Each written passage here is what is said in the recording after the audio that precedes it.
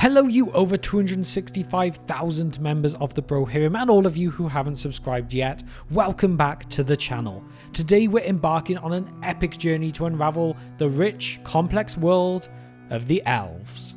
Now I get it, keeping track of all of these elves can be somewhat overwhelming, but by the end of this video today, I'm hoping that you'll be able to tell your Calaquendi from your Moriquendi, and you'll understand just how the Noldor ended up causing so much chaos, and yes, I'm looking at you, Fëanor. So, if you're ready to dive in, hit that subscribe button and join me as we uncover the fascinating history of Tolkien's elves. Build me an army worthy of Mordor.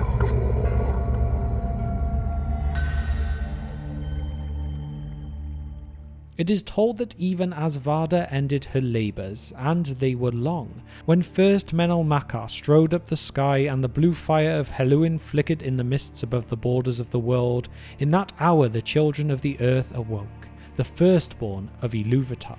By the starlit mere of Cuivianen, water of awakening, they rose from the sleep of Ilúvatar, and while they dwelt yet silent by Cuivianen, their eyes beheld first of all things the stars of heaven.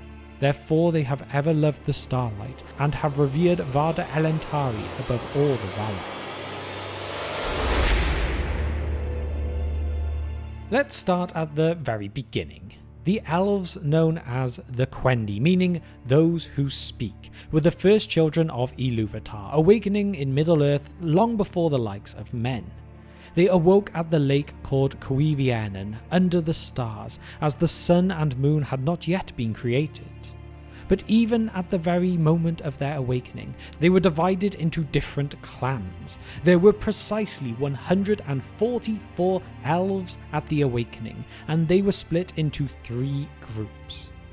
The Vanyar, which means the firsts, and this consisted of 14 elves. The Tachar, meaning the seconds, a group of 56, and then the Nelyar, the largest group with 74, whose name means the thirds. These divisions would be crucial because they shaped the future of the elves. These 3 groups would eventually evolve into the key elvish clans we know from the stories, the Vanyar, Noldor and Teleri, but we're not quite there yet. After their awakening, the elves were discovered by the Valar Arome, one of the godlike powers of the world. Arome loved the elves and invited them to come live with the Valar in Valinor, the blessed realm across the sea. This invitation led to the first major division amongst these people. Some of the elves chose to follow Arome on what became known as the Great Journey to Valinor. Those who embarked on this journey became known as the Eldar, or the People of the Stars. But not all elves wanted to leave their home. A significant number refused the invitation and remained in Middle-earth. These were called the Avari, or the Unwilling. The Avari would never see the light of Valinor, and they stayed in Middle-earth, becoming more scattered and less involved in the major events of the ages, and some would even become the ancestors of the Wood Elves and other lesser-known groups. So, right from the start, the elves were split into 2 major camps, those who wanted to see the light of the 2 trees in Valinor, and those who stayed behind. Now, let's first focus on the elves who began the journey to Valinor, the Eldar. They were further divided into 3 major groups based on their clans. We have the Vanyar. These were the first and smallest group to arrive in Valinor. Known for their golden hair and beauty, they were considered the most noble and spiritual among the elves. The Vanyar remained in Valinor and were closely associated with the Valar, rarely returning to Middle-earth. They were the most devoted to the Valar and lived in peace in the Blessed Realm. One of the most notable of these being Ingwe, the High King who became leader of all the elves who dwelt in the Blessed Realm. Then we have the Noldor. The Noldor, probably the most famous of the elven groups. Known for their skill in craftsmanship, knowledge and ambition, the Noldor were led by Finwë. Their story is tied to the greatest events in the First Age, including the forging of the Silmarils by Fëanor. They are the Deep Elves, or Wise Elves, though sometimes their wisdom led to pride and tragedy, again yes looking at you Fëanor. The Noldor were the most active in Middle-earth, establishing great kingdoms like Gondolin, Nargothrond, and the realm of Finrod Felagund. And finally we have the Teleri. The Teleri were the largest and most varied group. They were lovers of the sea and the natural world, and many of them didn't make it all the way to Valinor.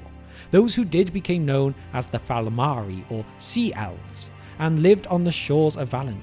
Others, like the Sindar and Nandor, stayed behind in Middle-earth, forming their own cultures and realms. Let's firstly look at the Sindar. These are the ones known as the Grey Elves. The Sindar were led by Elwë, later known as Thingol, who fell in love with the Maya Melian and decided to stay in Middle-earth. They formed the kingdom of Doriath in Beleriand and became one of the most significant elven cultures. Thingol, along with his wife Melian, ruled over the Sindar for centuries, and their culture flourished. Although the Sindar didn't see the light of Valinor, they were still considered noble elves, largely because of that connection to Thingol and Melian. And then we have the Nandor. These were the elves who broke away from the Teleri during their journey west. They didn't want to cross the Misty Mountains, so they settled along the Anduin River. Over time, they became known as the Wood Elves, or Sylvan Elves, and they lived in places like Mirkwood and Lothlorien. The Sylvan Elves were more rustic and lived simpler lives compared to their noble cousins. Leaders like Thranduil and Legolas are from this group, though Thranduil himself was Sindarin, not Sylvan, just to make things a little more confusing. And now, let's not forget about the Avari as well, who never embarked on that journey to Valinor. They had remained hidden in Middle-earth and became quite diverse. Tolkien wrote less about them, but they likely lived in small isolated communities and had little involvement in the major events of Middle-earth. Some, as mentioned earlier, may have been captured and twisted by Morgoth to become orcs, although this is very much one of the debated points in the lore. But now with that covered, you might have also heard these terms before, Calaquendi and Moriquendi. While these names come from whether an elf has seen the light of the two trees in Valinor. The Calaquendi being the Elves of the Light. These were the Vanyar, Noldor and Teleri who reached Valinor. They saw the light of the two trees and were forever blessed by it. And then the Moriquendi. These are the Elves of the Darkness. These were the Avari and those elves who stayed behind in Middle-earth and never saw the light of the two trees. Even some of the Sindar were considered Moriquendi by the Calaquendi despite their noble status. This distinction wasn't just about light and dark, it also carried cultural and even moral connotations.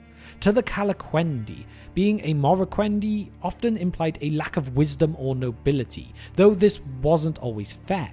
For example, Thingol himself was considered a Moriquendi because he never returned to Valinor, but he was one of the most powerful and important elven lords ever to exist in Middle-earth. It goes to show it's not all black and white. But then, as times move forward a bit, after the rebellion of the Noldor and their return to Middle-earth, the term High Elves came into use. These were the elves that had seen the light of Valinor and returned to Middle-earth, mainly being the Noldor. The High Elves, especially the Noldor, played a huge role in shaping the events of the First Age. Great figures like Feanor, Fingolfin, and Galadriel were all High Elves.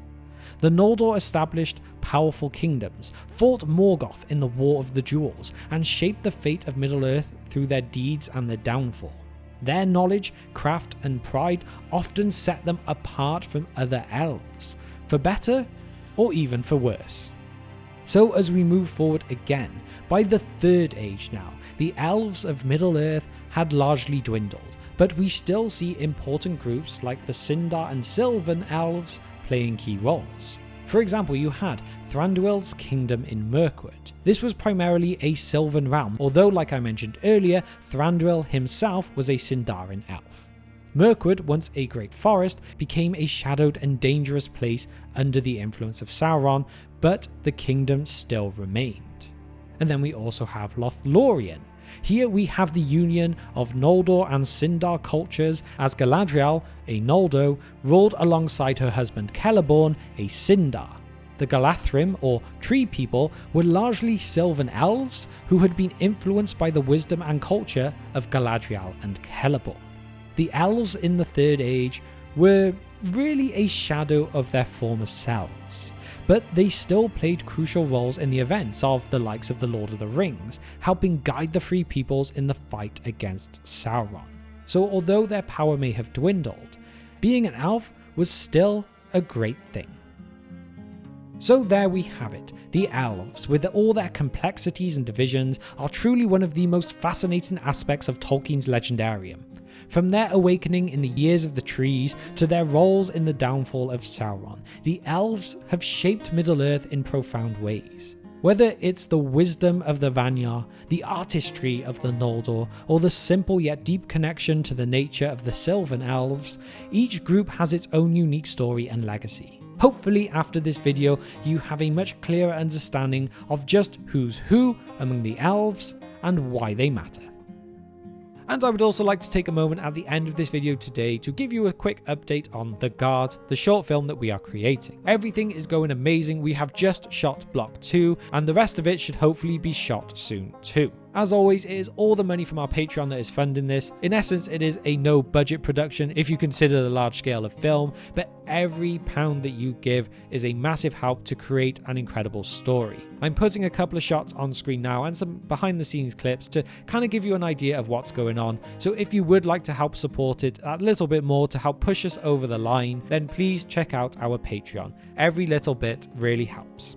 And now it is time for my question of the day, which is, which elven group do you find the most fascinating and why? If you'd like me to do a deep dive on any in particular, let me know this and the answer to the question in the comment section down below. And now it is time to give a massive thank you to our patrons who continue to support the channel. You are all amazing. And if you have reached the very end of this video with me today and you haven't subscribed to the channel, please consider doing so. It would massively help us out. And why not drop a like on the video as well? And with that, all I can say is, thank you for spending just some of your time with me today, and I will see you next time on The Broken Sword.